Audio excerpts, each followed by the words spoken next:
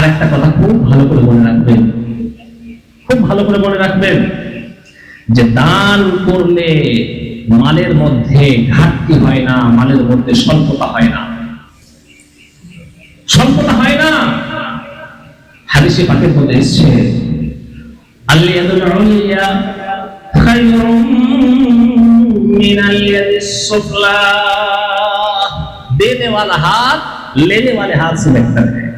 আল-ইয়াদুল উলিয়া, উপরের হাত নিচের হাতের থেকে উত্তম। উপরের হাত মানে কি বলেন? দেওয়ার হাত। আর লেনে वाला হাতটা কোথায় থাকে?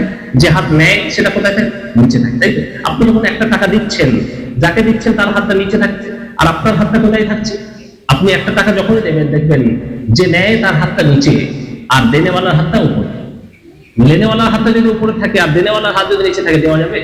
এরকম করলে তো আপনার সিরিজে ক্যাশ না ধরতে পারলে সে পড়ে যাবে। তো হাদিসে পাকের মধ্যে এসেছে আল-ইয়াদুল উলিয়া খায়রুম মিনাল ইয়াদিস সুফলা, ऊपर वाला हाथ नीचे वाले हाथ से बेहतर है। উপরের হাত নিচের হাতের থেকে উত্তম, অর্থাৎ দেনে वाला हाथ लेने वाला হাতের থেকে